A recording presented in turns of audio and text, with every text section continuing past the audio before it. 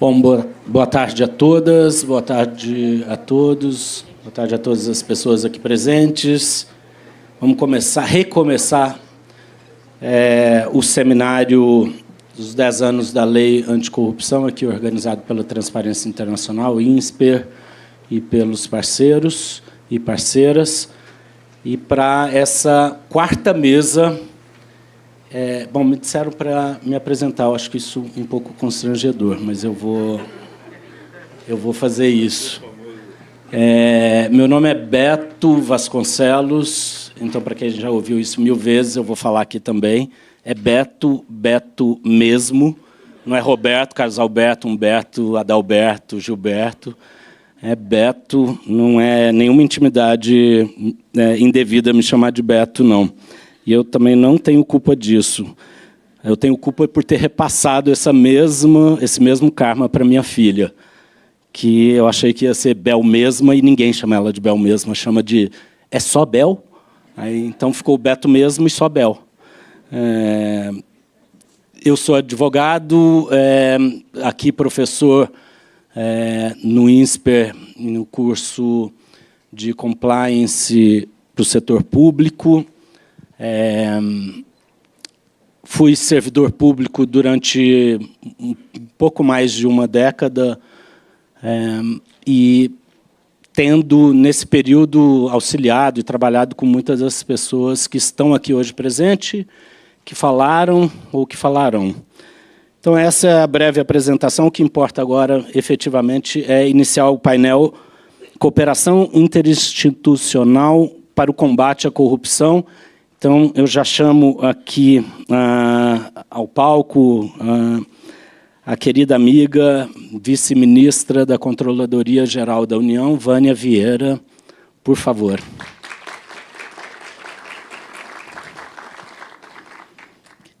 Eu vou repetir também aqui o chamamento fraterno, porque, de fato, chamando ao querido amigo Andrei Rodrigues, diretor-geral do Departamento de Polícia Federal.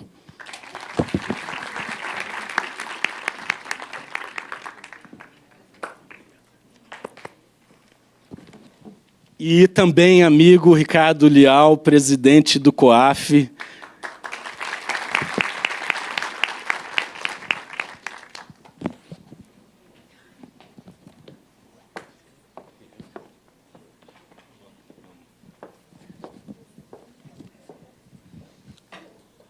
Bom,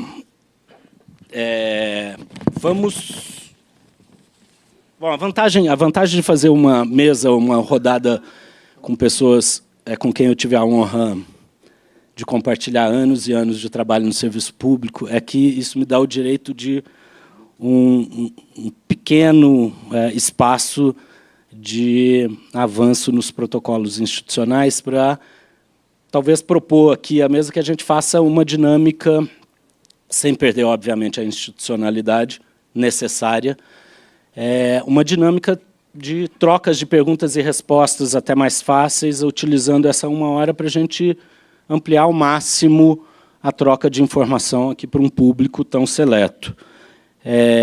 Antes de iniciar, queria agradecer aqui o Bruno Brandão e toda a equipe da Transparência Internacional que está aqui presente e que faz acontecer o evento, pelo convite, pela organização, e parabenizar por colocar esse tema em pauta 10 anos depois aí da promulgação da lei. E, no teu caso, parabéns também por quem chegou para lhe conduzir ao bom caminho no futuro.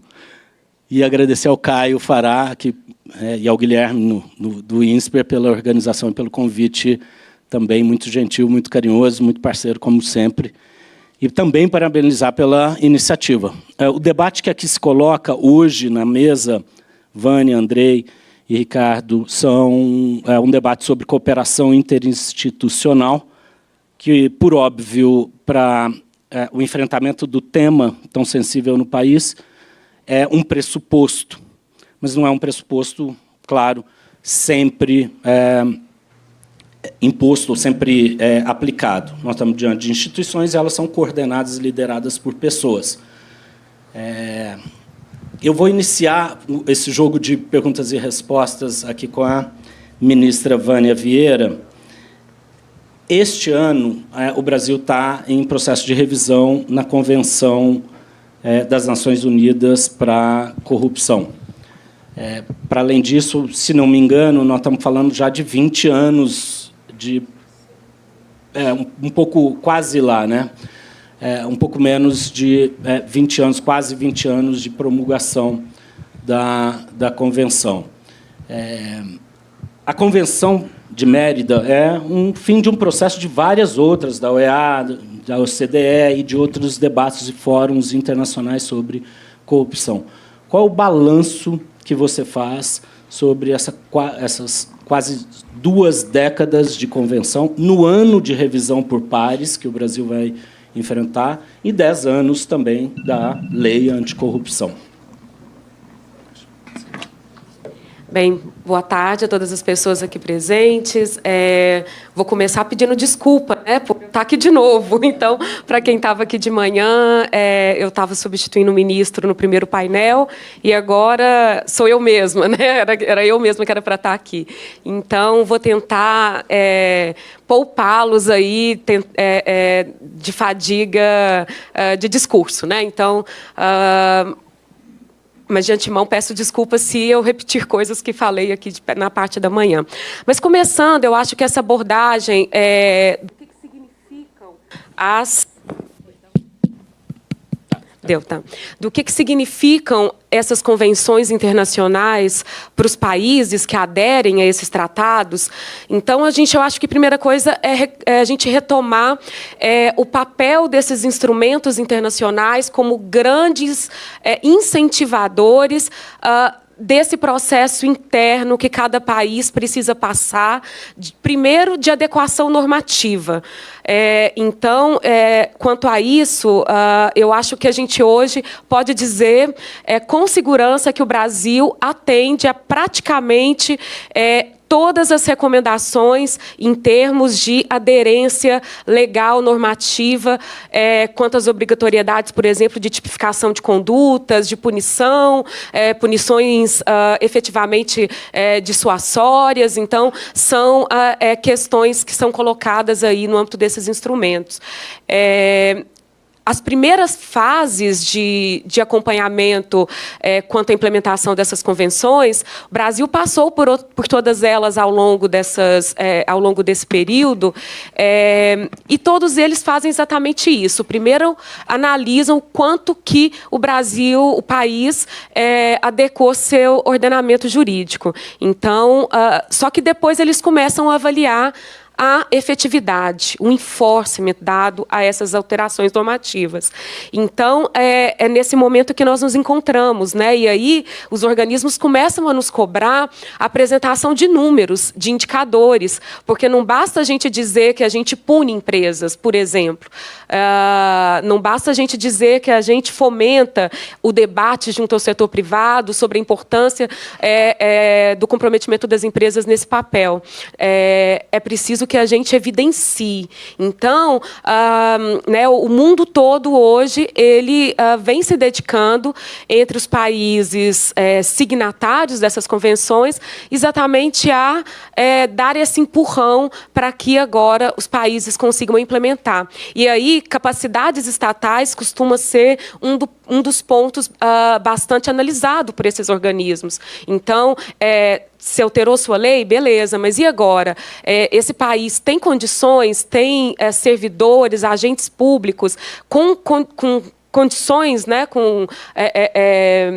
de todas as condições aqui no termo sentido mais abrangente da palavra, para poder aplicá-la. E aí, se estão fazendo, cadê os resultados? Quais são os números? Então, é nesse momento que o Brasil vive, e eu acho que a gente teve aí nos últimos tempos, né, como já foi falado na manhã aqui de hoje, um contexto não muito favorável no Brasil, por diversas razões, mas eu acho que agora a gente resgata a importância, a centralidade desse combate, desse enfrentamento verdadeiro, do que deve ser essa prevenção e esse combate à corrupção, colocando o debate onde ele precisa estar, né? Eu acho que na questão de que é preciso técnica, é preciso inteligência, é preciso cooperação, que é muito do que a gente vai tratar aqui hoje. Vânia, deixa eu pegar ainda, antes de passar aqui a provocação, mas como decorrência, o modelo dessas convenções internacionais, de todas elas, é um modelo de soft power, de um estabelecimento de diretrizes globais, institucionais e normativas, e um modelo de monitoramento por pares. Nos estudos de ciência política, muito se fala enfim, nossa querida Celina é uma grande estudiosa de difusão, de metodologias de difusão de políticas públicas, e uma delas é por monitoramento e coerção, que se faz, nesse caso, de maneira global. Fóruns internacionais monitorando e coagindo os seus pares ou seus signatários a cumprir aquele compromisso.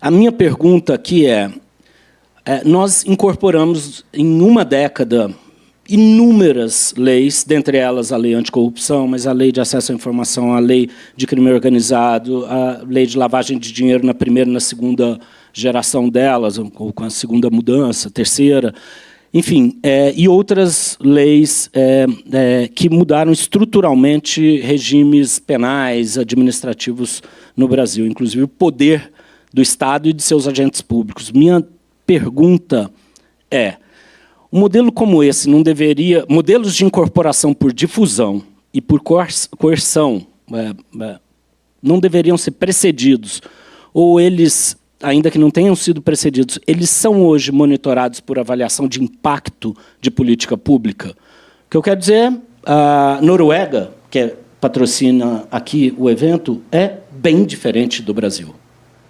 E é signatária tanto quanto o Brasil, e tem que cumprir tanto quanto as suas mudanças institucionais legais. Agora, a incorporação disso na Noruega é bem diferente do Brasil. A minha pergunta nós fazemos isso, ou, ainda que não façamos, faremos isso?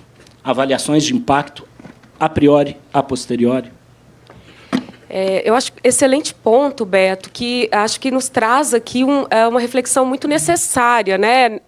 Mas nesse momento que a gente celebra os 10 anos de LAC, né? Então, de fato, ainda há um movimento muito incipiente por parte de organismos internacionais no sentido de avaliação de impacto dessas medidas de enfrentamento à corrupção que são há tantas décadas propaladas, né? Então, o que a gente tem é ali um conjunto de medidas gerais, né, que são consideradas os pilares de enfrentamento à corrupção.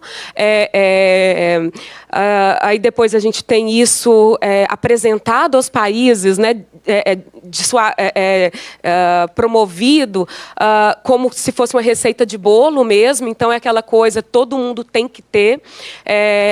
E quando a gente vai analisar também a questão dos programas de integridade, a gente também está partindo de um receituário, né? Então, é ali um conjunto mínimo de medidas. O problema é a gente achar que é suficiente, né? Que a gente pode ficar nisso, nessa implementação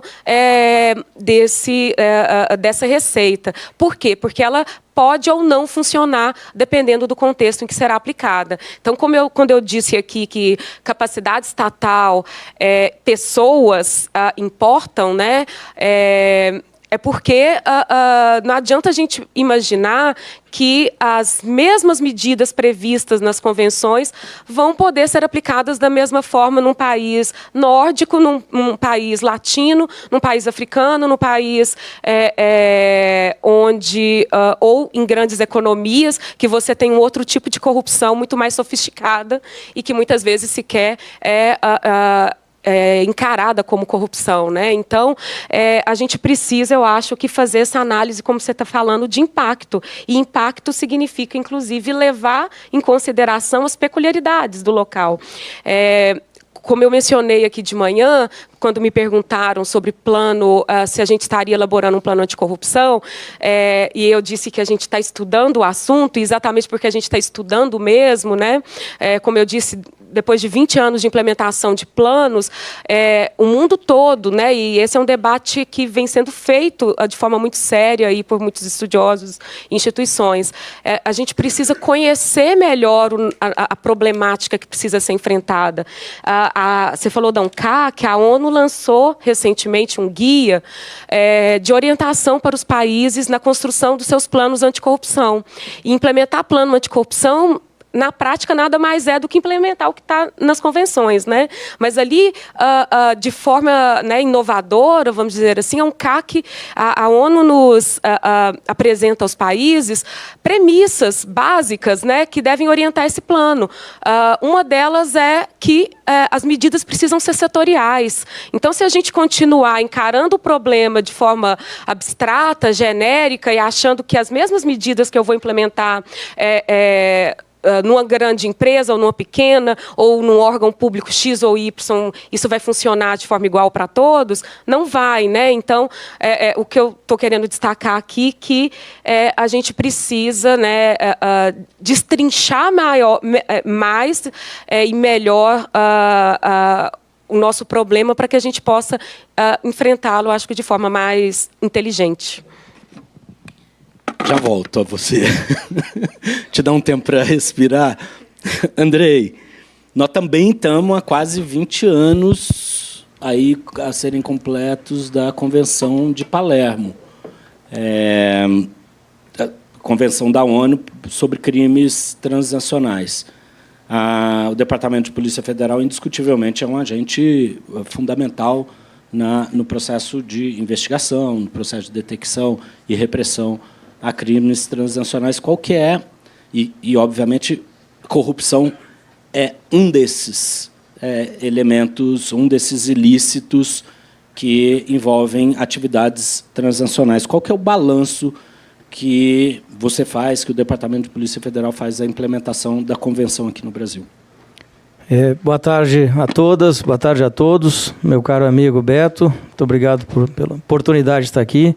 Ao INSPER, Transparência Internacional. É um privilégio a gente desfrutar desse momento aqui com todos vocês.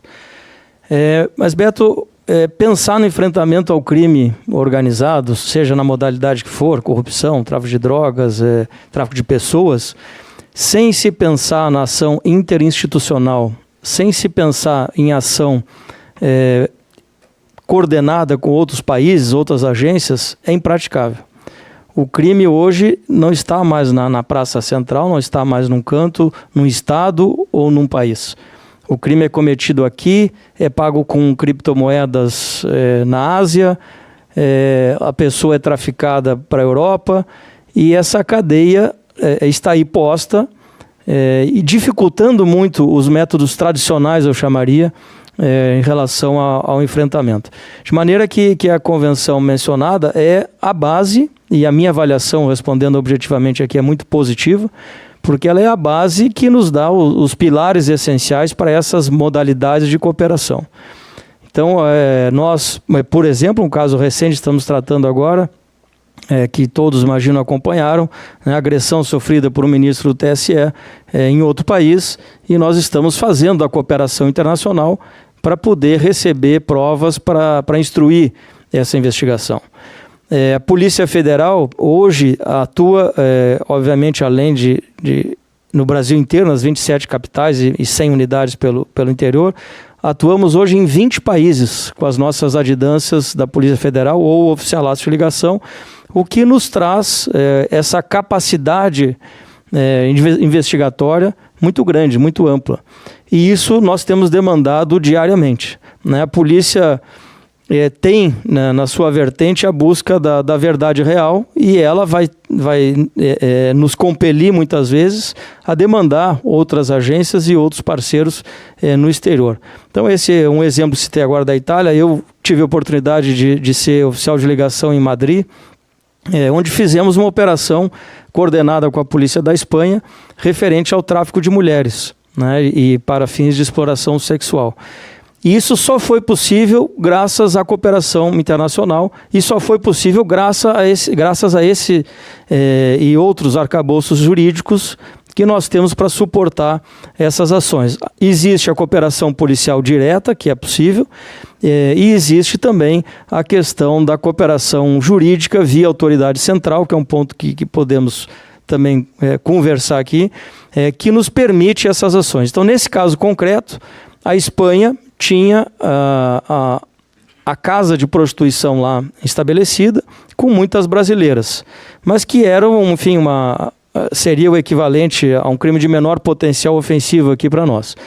Mas, por outro lado, nós aqui no Brasil tínhamos a cooptação dessas mulheres aqui no Brasil, o pagamento indevido dessas mulheres, a falsificação de documentos, e que fechavam então um ciclo probatório. E graças, então, a essa colaboração, Polícia Federal Brasileira, Polícia Nacional da Espanha, a gente conseguiu desenvolver esse trabalho, que resultou na prisão dos traficantes de pessoas e na libertação dessas mulheres lá onde elas se encontravam. Então, não só esse, enfim, poderia ficar citando centenas de exemplos aqui do nosso dia a dia, mas trazendo que esse é um ponto central, né? A cooperação interna entre agências. Aqui estamos 3 agências que cooperamos muito, e também com outros países e outros parceiros, seja bilateralmente ou multilateralmente, com Europol, Interpol, Ameripol e outras agências. Então vou pegar um gancho aqui, já que você falou em cooperação internacional e autoridade central. Há um debate, enfim, não sei se um querido amigo Pelela, se ele está aqui. O Pelela é procurador da República, né, muito amigo. Não imagino que haja e possa haver outros procuradores. Vou aqui, antes, te cumprimentar, Pelela, parabenizar pelo trabalho que você faz.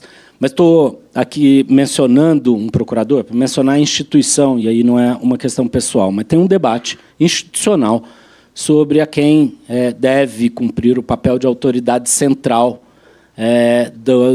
das convenções bilaterais ou multilaterais.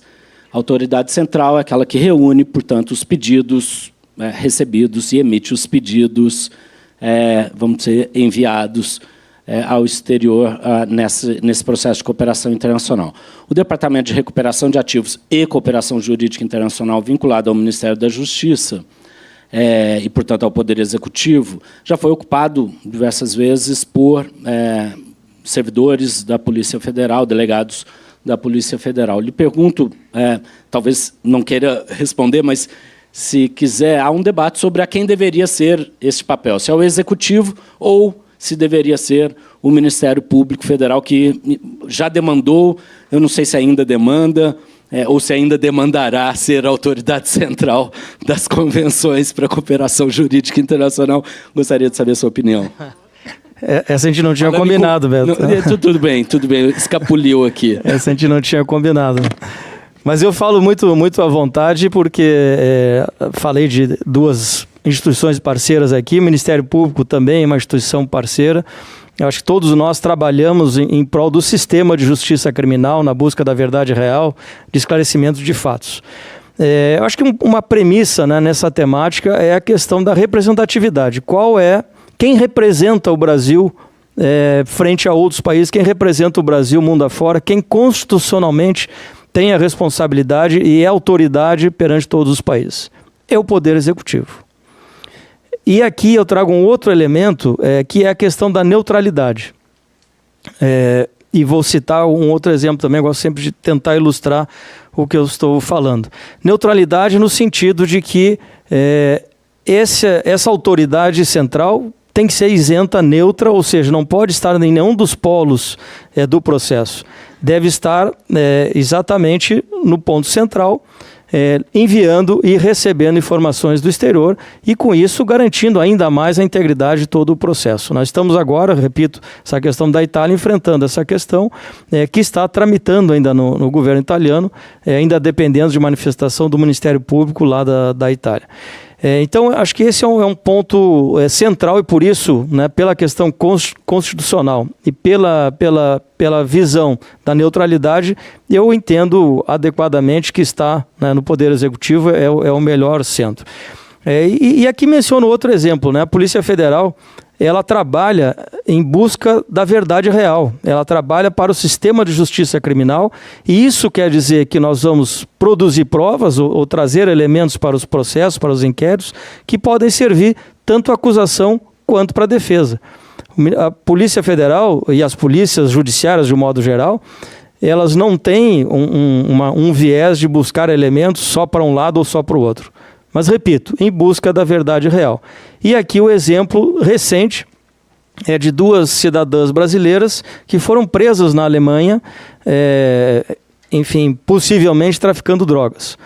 A polícia fez a investigação e comprovou que, na verdade, elas eram vítimas desse processo e não autoras do crime. E isso levou, então, à soltura delas e levará à absolvição delas no processo que tramita lá. Ou seja, né, nós trabalhamos para o equilíbrio do sistema de justiça criminal, trazendo esses elementos. E, portanto, Beto, desse ponto da autoridade central, eu vejo com absoluta precisão a localização no Poder Executivo. Ricardo, bom, agora também, Andrei, tem uma água aí para ir respirando, já volto, hein? Ricardo Leal. Meu querido, também vou seguir no panorama internacional e depois desço um pouco para Brasil. Bom, já falando sobre o Brasil, obviamente. Nós estamos também num ano de revisão dos compromissos assumidos sobre lavagem de dinheiro no mundo, sobre todos os pactos firmados, numa revisão dos pares sobre o GAFI. Qual que é teu balanço? E aí, no seu caso, Ricardo, você tem legitimidade para falar de todos os 20 anos ou mais... 25 anos de instituição. E de trabalho, obviamente, voltado à unidade de inteligência financeira, que é assim tratada nos acordos e convenções internacionais, que é, aqui no Brasil, chamado de COAF, o Conselho de Controle de Atividade Financeira. Lhe pergunto qual é o teu balanço na expectativa aí dessa revisão do GAFI. Perfeito. Primeiro, boa tarde a todos, boa tarde aos meus parceiros de apresentação, né, o debate aqui sobre a cooperação interinstitucional. Agradecer ao INSPER, à Transparência Internacional Brasil, a todos que estão nos acompanhando aqui, boa tarde a todos.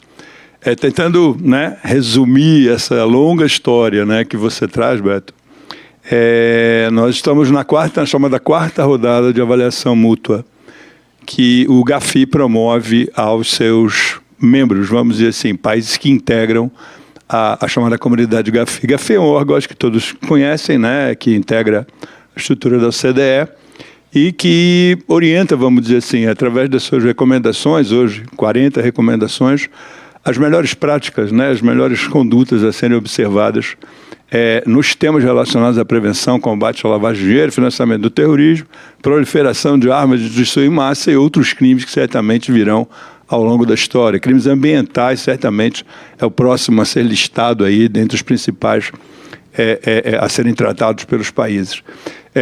Então, como eu falei, nós estamos na quarta rodada. Essa quarta rodada teve início em setembro do ano passado, com a resposta aos primeiros questionários que tratam dos chamados resultados imediatos. Isso vale dizer como a abordagem baseada em risco é tratada no Brasil, tanto a nível nacional, como setorial, como individual.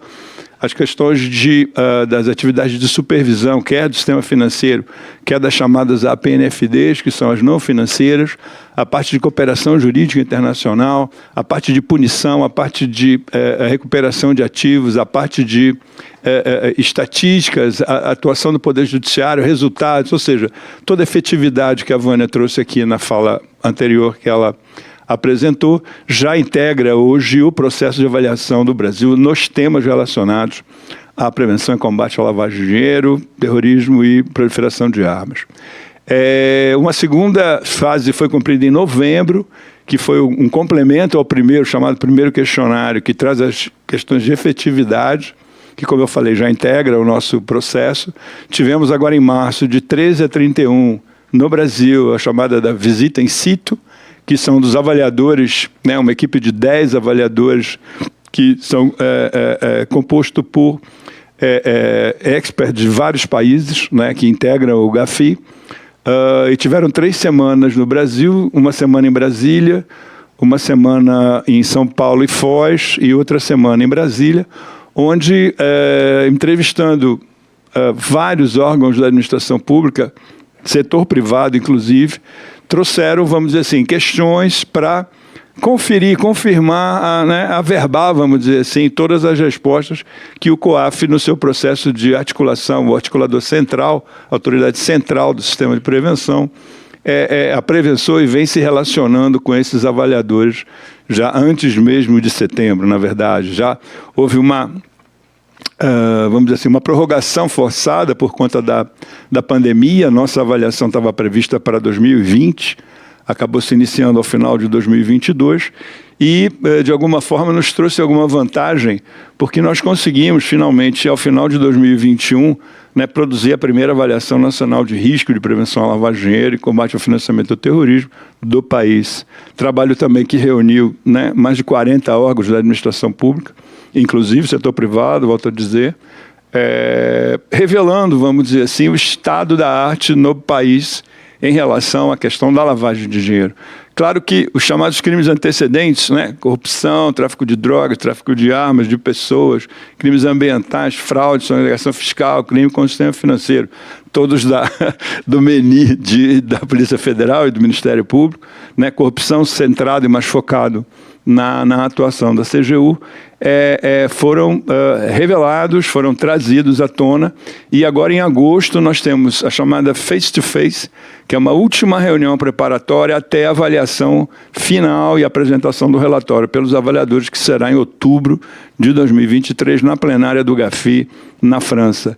E sexta-feira agora nós fizemos o rebate, vamos dizer assim, dos comentários feitos pelos avaliadores. Foi um documento de mais de 300 páginas, onde a gente tenta traduzir na nossa percepção o que fazemos ou deixamos de fazer e as razões por que deixamos de fazer, diante de algumas deficiências de ordem legislativas ou até regulatórias, mas tentando alcançar ao máximo, vamos dizer assim, o que o Brasil tem avançado e avançou nos últimos 10 anos, desde a última avaliação, que foi em 2009, nesse aspecto. Acho que o Beto acompanhou o processo de segmento que nós tivemos de 2009 até praticamente 2019, por deficiência na questão da tipificação do terrorismo, do financiamento do terrorismo e do congelamento de bens de terroristas quando identificado nas listas e sanções do Conselho de Segurança das Nações Unidas, que é um dos itens que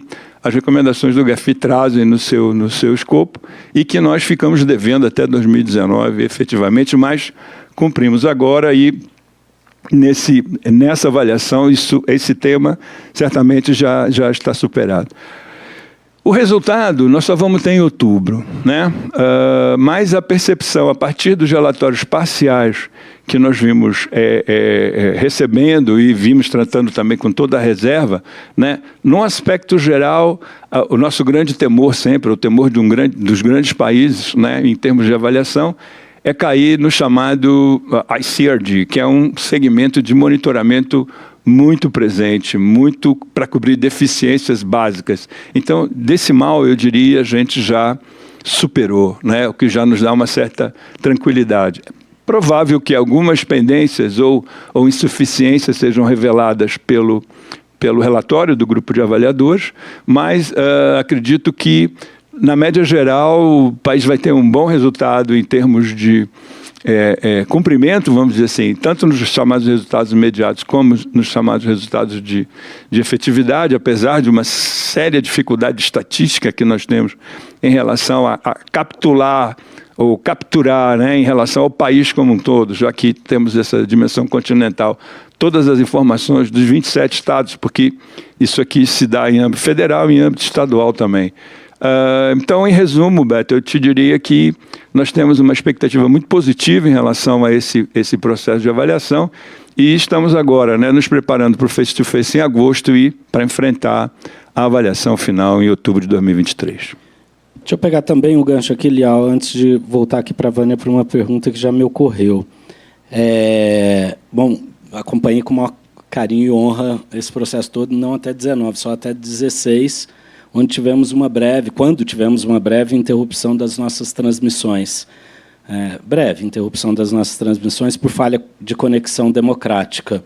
Mas, retornando à programação normal, tem uma dúvida aqui, Lial.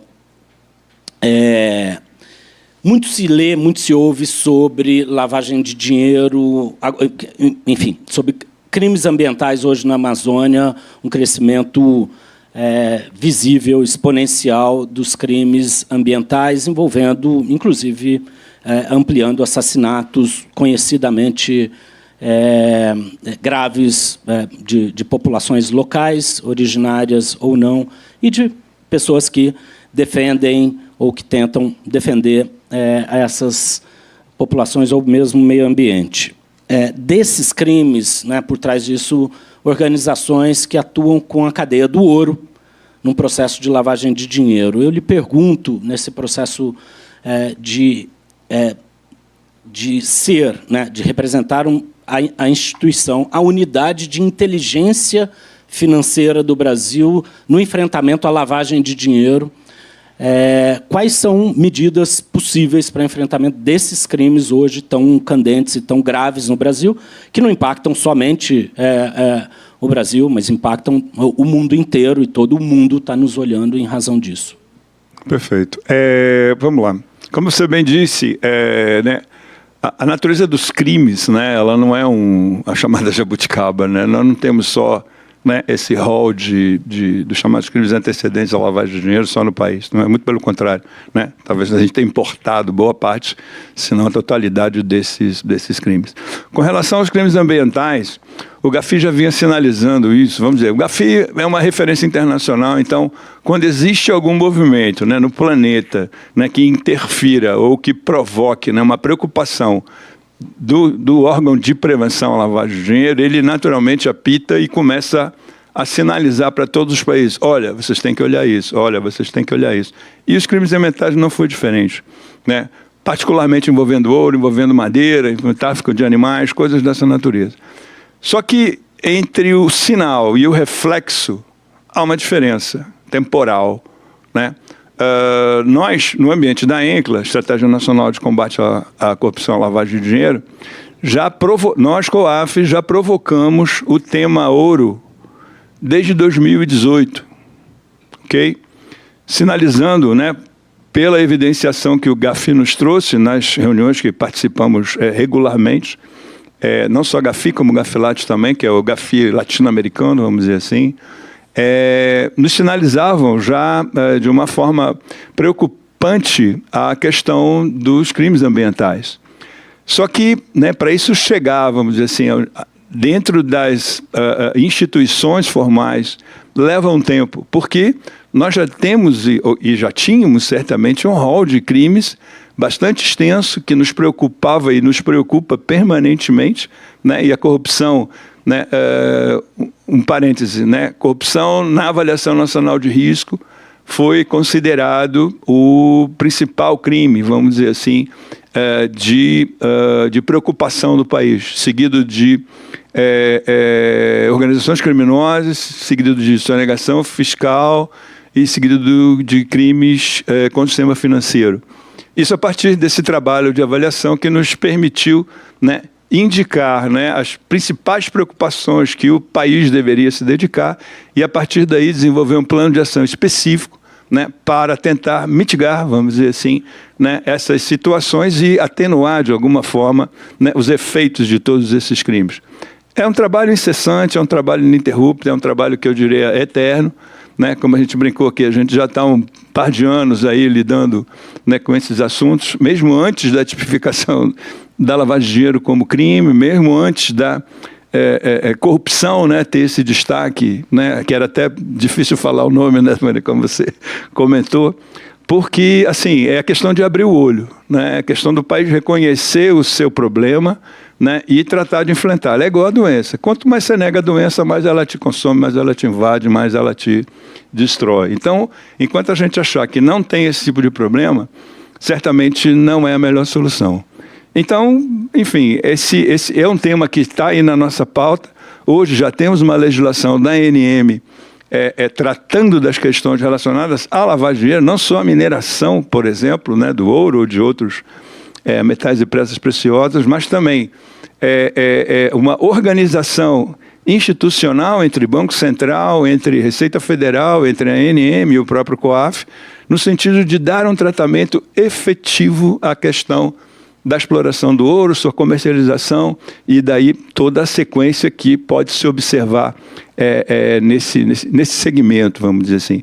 Mas é um problema, não vai ser o último, certamente outros surgirão, né, ao longo do tempo, mas temos que estar preparados para enfrentar também mais o que vier a surgir, isso eu não tenho a menor dúvida. É isso. Obrigado, Ricardo. Eu vou fazer agora umas perguntas um pouquinho só, numa temperatura um pouquinho maior, e mais diretas, e usando um tempo aí, peço a gentileza de vocês, se vocês conseguirem, porque vão ser perguntas mais objetivas. E começo aqui, Vânia, com você. Acordo de leniência. Os acordos de leniência são, no caso, acordos de leniência em razão de ilícitos de corrupção, previstos na lei anticorrupção, que está fazendo 10 anos. São vários, dezenas já firmados, e eu vou lhe fazer algumas perguntas bem diretas. Primeiro, já que eu fiz para o Andrei, o Ministério Público Federal tem legitimidade para firmar acordo de leniência?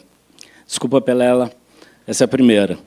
Segunda, há algum debate institucional, eu acredito que essa pergunta já tenha sido feita, mas lhe faço, se quiser deixar já respondida, de revisão dos acordos de leniência firmados pelo Executivo?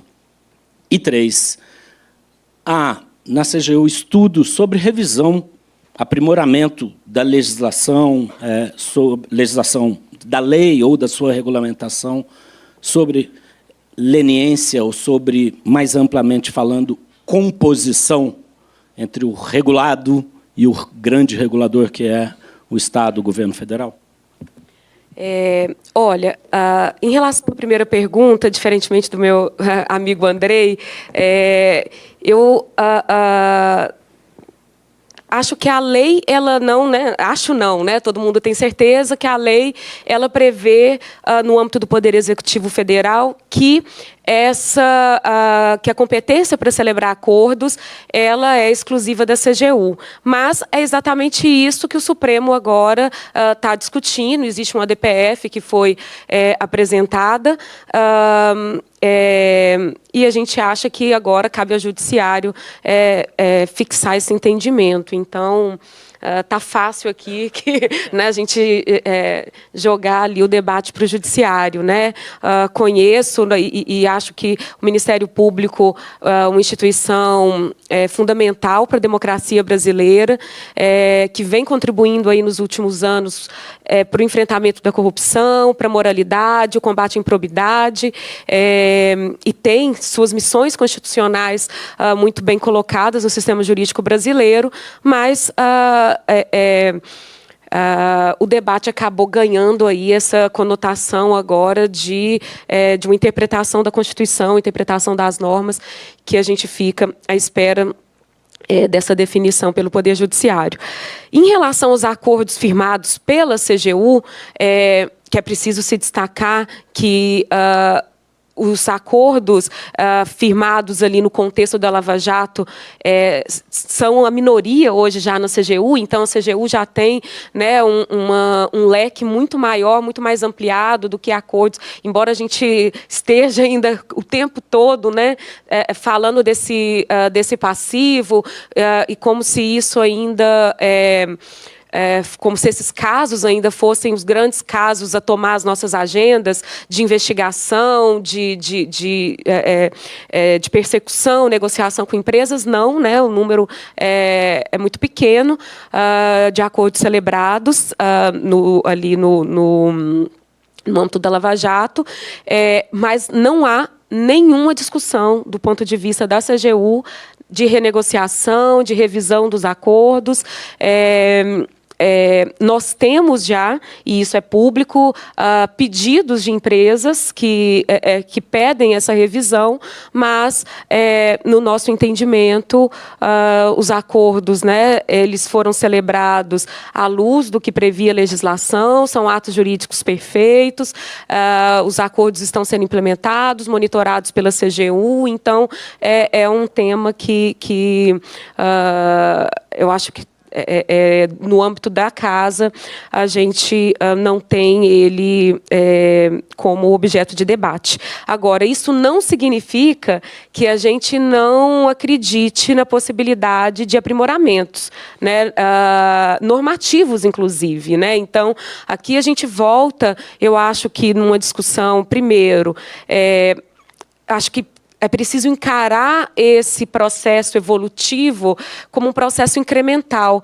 E aí, muitas vezes, e a gente tem priorizado isso na CGU, muitas vezes esse incremento ele não se dá apenas do ponto de vista normativo, né? Ele pode ser feito, e a gente vem verificando isso, com medidas micro, né, que agilizam a tramitação desses processos, que conseguem dar uma rápida resposta à sociedade, que a gente consiga, inclusive, do ponto de vista da empresa, fazer com que ela possa virar logo a página, né? Porque a gente também sabe que é uma situação que nem Estado, nem empresa, nem sociedade quer que isso se prolongue no tempo, né? Eu acho que em todos os aspectos é importante que a gente consiga responder eficazmente, como sociedade, rapidamente a esses casos. Então, a gente tem ali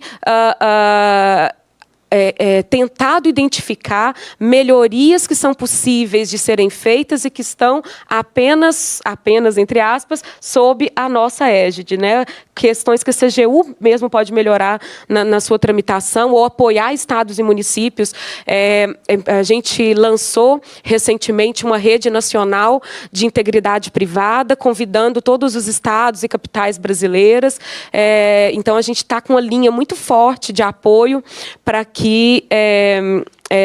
esse processo ele seja também disseminado junto aos estados. E acho que sim, o balanço que está sendo feito aí sobre esses 10 anos de implementação da LAC já nos indicam importantes questões, né? A academia tem apontado muito disso, né? A gente sabe o valor da multa, né? Já foi comentado aqui na parte da manhã, que toma como principal critério o faturamento da empresa, e é um, né, faturamento bruto da empresa. Então, que, como eu disse aqui de manhã, é um critério que se baseou no que previa a lei de concorrência, mas que lá tinha um sentido muito específico, que é exatamente evitar esse domínio de uma empresa sobre um determinado setor econômico, né? Então, faz sentido, né, a gente manter esse critério no caso da lei anticorrupção. Da mesma forma, né, assim, a gente trouxe o modelo do CAD para a lei anticorrupção, de acordo de leniência, mas aqui, no caso da lei anticorrupção, o acordo é somente com as pessoas jurídicas, porque a lei só se volta à pessoa jurídica, e a gente deixa a ponta da pessoa física em aberto, o que não acontece nos acordos firmados, por exemplo, pelo CAD. Então, né, essa separação das esferas, da pessoa física e da pessoa jurídica, ela também merece uma reflexão, né? Será que os acordos poderiam ser mais efetivos, mais atraentes para as pessoas jurídicas, se a gente conseguisse ampliar? Quais são os prós e contras em relação a isso, né? Então, acho que temos aí algumas questões importantes para serem discutidas, e a gente conta muito com a academia, com a sociedade civil, com o setor privado nesse processo. Isso inclui, Vânia, alguma revisão sobre novos instrumentos? Recentemente, a CGU regulamentou o chamado julgamento antecipado.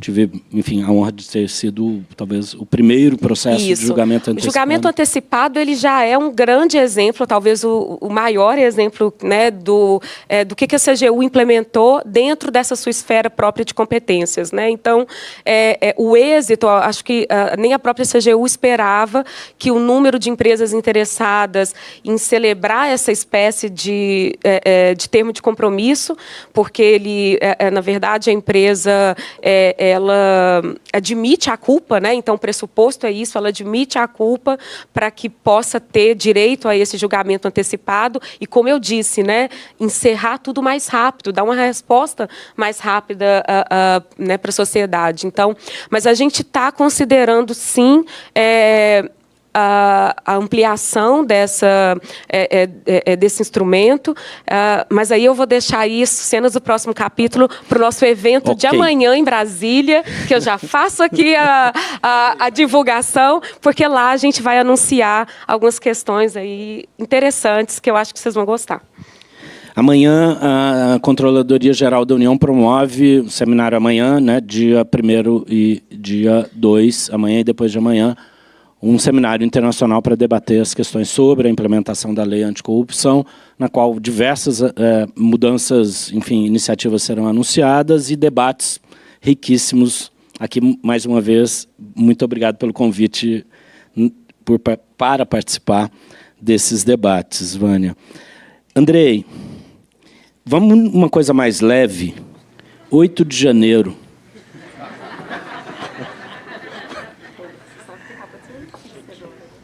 Não, então deixa eu ler a notícia antes de te perguntar. Enquanto eu vou perguntando, ou enquanto você vai respondendo, eu checo a notícia. Mas eu queria lhe fazer uma pergunta. Bom, agora eu acho que vai ser lead. Não, sinceramente, aqui falando, 8 de janeiro é uma marca na história, indiscutivelmente entrou para a história do Brasil, não tem como negar, qualquer ângulo de visão. Há investigações sobre envolvimento de agentes públicos. E eu lhe pergunto, o que foi que aconteceu?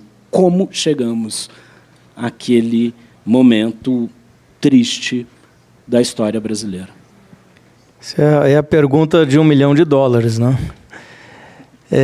Mas o dia 8 tem que ser visto não como aquele dia, mas uma sequência de ações que culminaram com aquele dia e que tiveram sequência, estão tendo até o momento. E aí tem um ponto muito relevante que você traz aqui, Beto, que é a questão da corrupção.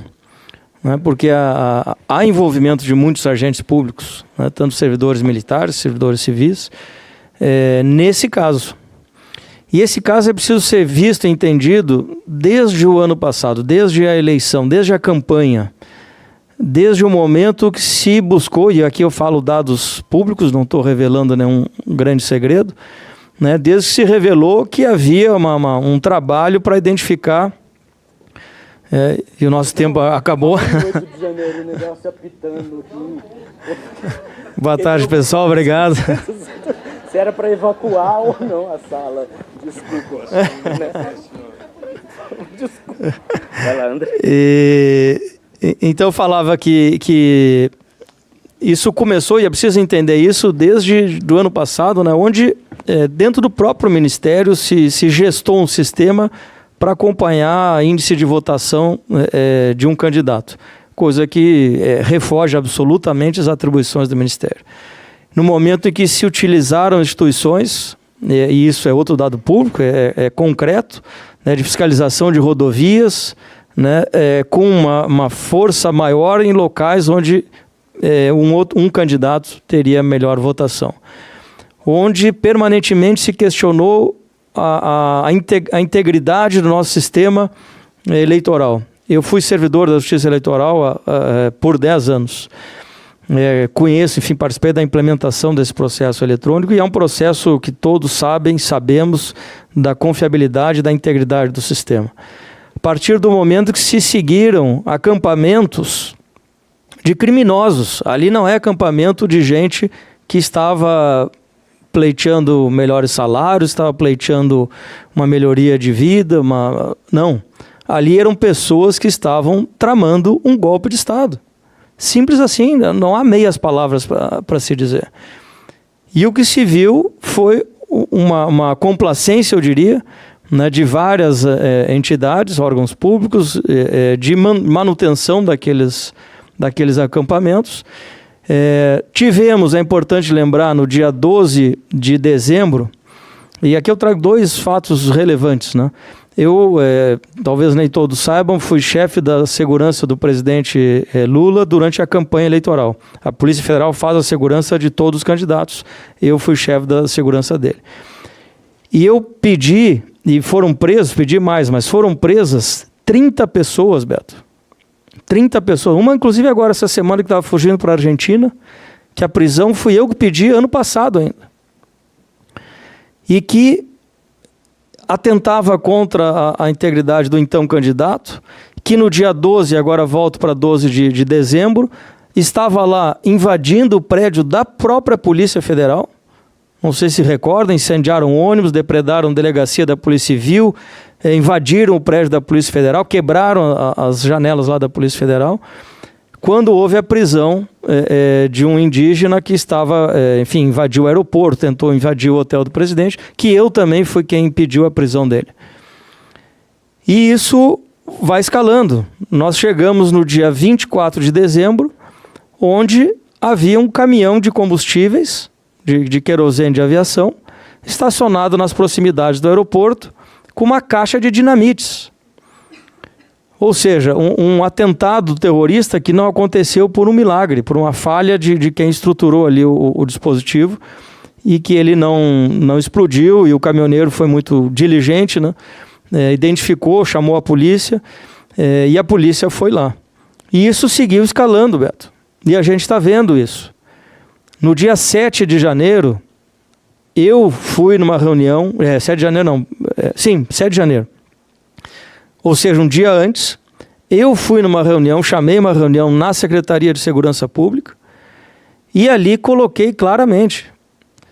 E aí, para minha felicidade, não só coloquei, eu verbalizei isso, como eu mandei um ofício escrito, assinado no SEI, nosso sistema, que tem lá dia e hora da assinatura. Foi dia 7, 5 da tarde, 4 da tarde, não me lembro o horário. E nele, eu não sou vidente não, mas eu estou vendo as coisas acontecerem. Nele eu escrevi: essas pessoas têm que ser contidas no acampamento. E não podem sair de lá porque vão. E aí eu fui muito feliz nessa colocação, mas infeliz porque previ algo terrível. E coloquei: eles irão invadir o Congresso, o Supremo e o Planalto, e o Palácio do Planalto. Na véspera. O que aconteceu no dia seguinte? Não só não permitiram a saída, como esse bando foi levado até os palácios. E ali havia 5, 10 policiais ali com um sprayzinho. Ou seja, não é o dia 8, não aconteceu o dia 8. O dia 8 foi planejado, foi urdido, foi pensado para aquilo acontecer, com as consequências mais nefastas que a gente possa imaginar. Então isso, eu vivi muito de perto isso. Estive no dia 8 lá, estive no Ministério da Justiça, estive lá na rua, enfim, fazendo aquilo que estava ao alcance da Polícia Federal, que é a Polícia Judiciária, que é o nosso grupo tático, para tentar, enfim, em alguma medida auxiliar aquilo, que era um trabalho que deveria ter sido evitado lá em dezembro, quando nós fomos lá para tirar o acampamento e fomos impedidos pelo Exército Brasileiro. Quando nós fomos de novo no dia 8 de janeiro lá, e tinha tanque de guerra no meio da rua, impedindo que a polícia entrasse para retirar aquelas pessoas lá do acampamento. Então isso é uma sequência. E aí, dia 9 de janeiro, nós fizemos o que eu considero, aliás, já pedi até para a minha assessoria contactar o Guinness Book, a maior prisão da história do mundo. Nós prendemos 2.000 pessoas em flagrante. E aí vocês imaginem a logística disso tudo acontecer, sendo que nós tínhamos uma semana da minha gestão, a minha equipe não estava lá. Enfim, foi realmente desafiador tudo isso. Então, um pouco que eu podia contar para você do dia 8 é isso, né? Essas prisões, aí já fizemos 14 ou 15 fases da operação, que chamamos de lesa pátria. Já prendemos mais de 200 de pessoas depois dessas 1.500 foram presas, e outras ações virão, né? Nós não vamos parar enquanto a gente não desmantelar completamente tudo isso que aconteceu e levar, como eu dizia no começo, a busca da verdade real, com muita responsabilidade, com busca da qualidade da prova e autonomia investigativa, que é um trinômio que eu prezo muito para a nossa instituição como Polícia Judiciária. Então, acho que o cenário foi esse, né? E agora o enfrentamento segue muito duro, muito vigoroso, e a gente espera chegar ao final com a elucidação completa do que houve. Ricardo, lhe perguntar também algo que hoje está na crista da onda do debate público, que tem inclusive uma CPI instaurada na Câmara dos Deputados, que é a regulamentação de criptomoedas. E gostaria de saber, como um órgão responsável pela inteligência financeira, vinculado ao Banco Central, portanto, né, o órgão que regula a moeda brasileira, quais são medidas e quais são os principais desafios hoje? Quais são os problemas e principais medidas que podemos enfrentar ou podemos antever aí para os próximos tempos com relação a criptomoedas? E obviamente, atrelada aos temas que aqui estamos, ilícito de corrupção, de lavagem e tudo mais. Perfeito. Tal qual, né, comentei na tua indagação anterior, né, o GAFI também já vinha sinalizando essa questão dos chamados criptoativos, né, que no início tinham, né, essa conotação de criptomoeda, mas aí foi percebido que, né, moeda é outra coisa, né, o que eles poderiam ser considerados seriam ativos financeiros, vamos dizer assim, né, de mineração informática, ou seja, de uma origem até, né, para muitos não inteligível o suficiente. Mas, enfim, foi um business que surgiu no mundo e que o GAFI, né, da mesma forma, percebendo esse movimento mundo afora já há alguns anos, né, sinalizou aos países para terem atenção nesse segmento. O que quer dizer ter atenção? A recomendação 15, né, das 40, que eu comentei aqui também, ela trata, né, que os países devem assegurar, né, a garantia dos negócios desenvolvidos a partir de novas tecnologias, né? E criptoativo é uma nova tecnologia. E essa recomendação 15 foi revisada ali em 2019, 2020, alguma coisa assim, revisada recentemente, agora em 2022, ou seja, para você estar compliance com o GAFI em relação a criptoativo, você tem que tratá-lo igual a um ativo financeiro. Ok? Então, as chamadas exchanges, que são nada mais do que corretoras que negociam esse tipo de, né, ativo, né, de maneira criptografada e depois evoluiu para tokenização, enfim, e tudo nessa terminologia, né, ela passou a ter na discussão a vida desde já 2, 3 anos, né, uma regulamentação no ano passado em que autoriza, né, ou prevê a negociação desse tipo de ativo, mas passa a exigir uma série de condições. Vale dizer que as empresas negociadoras desses criptoativos têm uma autorização formal do órgão supervisor do sistema financeiro, traduzindo, né, o que o decreto trouxe recentemente esse ano, o Banco Central, e a CVM quando, né, se identificar ou se qualificar esse criptoativo como um valor mobiliário, que aí se circunscreve nas competências de tratamento da CVM.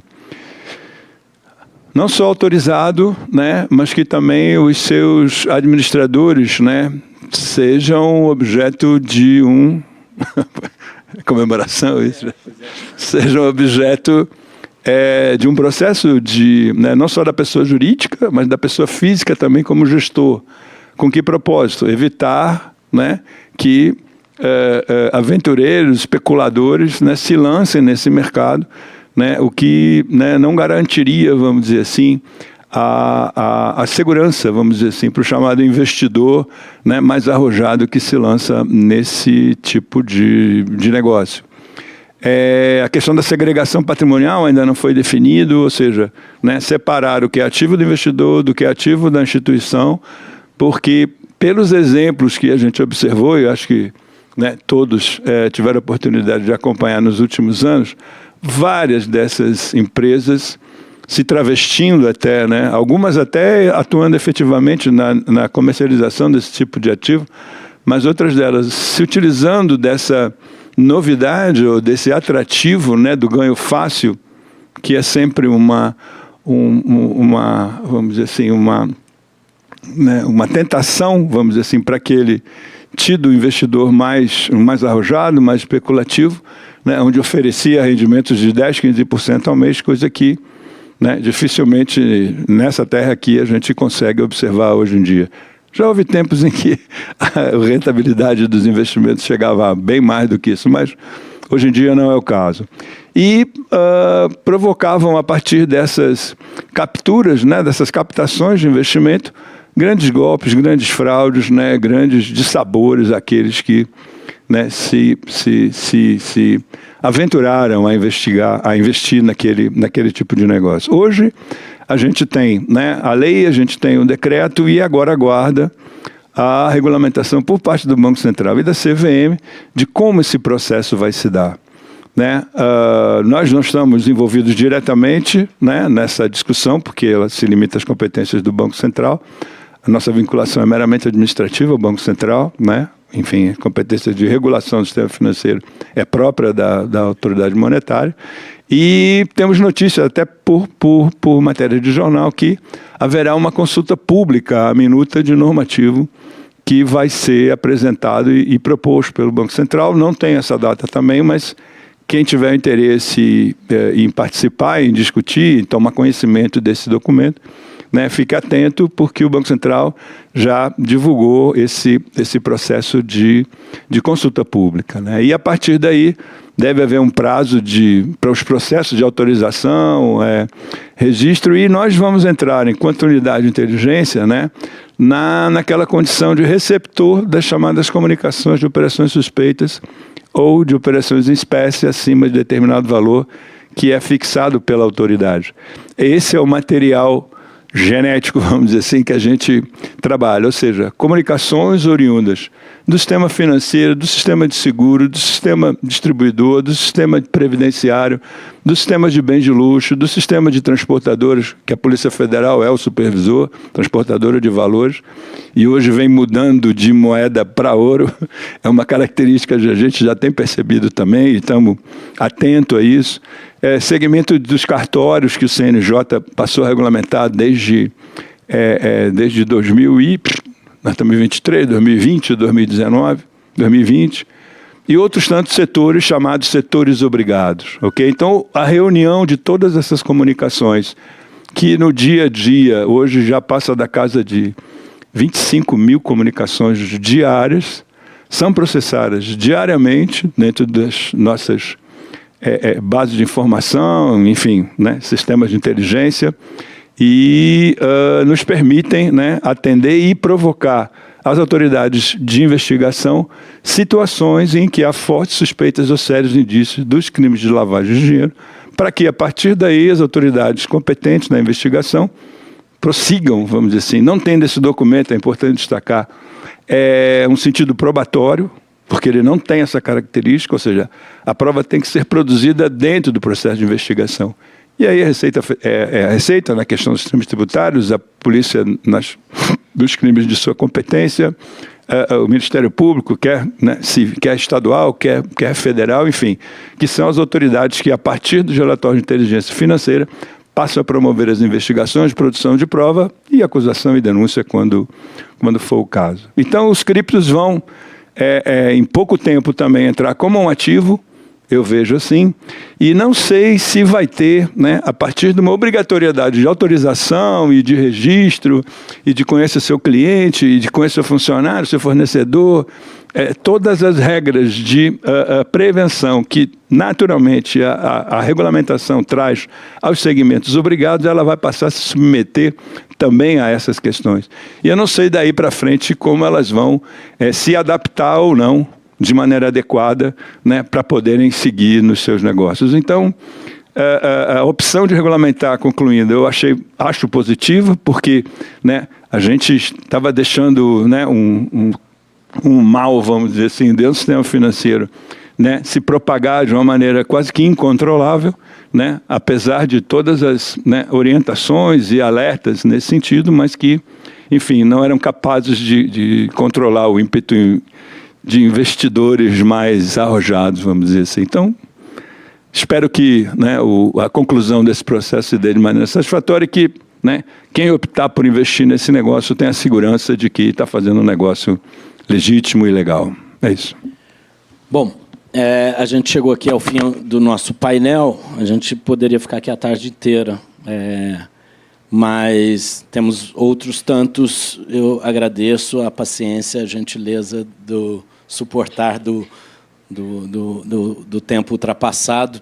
Queria aqui fazer um registro muito sincero, apesar das brincadeiras, pela ela, você sabe, além do apreço pessoal, do apreço que tenho pela instituição do Ministério Público Federal, que deveria estar aqui na mesa, na verdade, com o nosso convite, pela cooperação, relevância histórica na atuação de todo o tema tratado ao longo deste painel. Ele estará aqui, o Ministério Público, em outros painéis, mas acho injusto falar sobre uma instituição sem dar voz a ela. Como advogado, isso me incomoda, então faço eu a defesa de uma instituição e de pessoas tão importantes na luta por direitos, por garantias constitucionais e legais no país.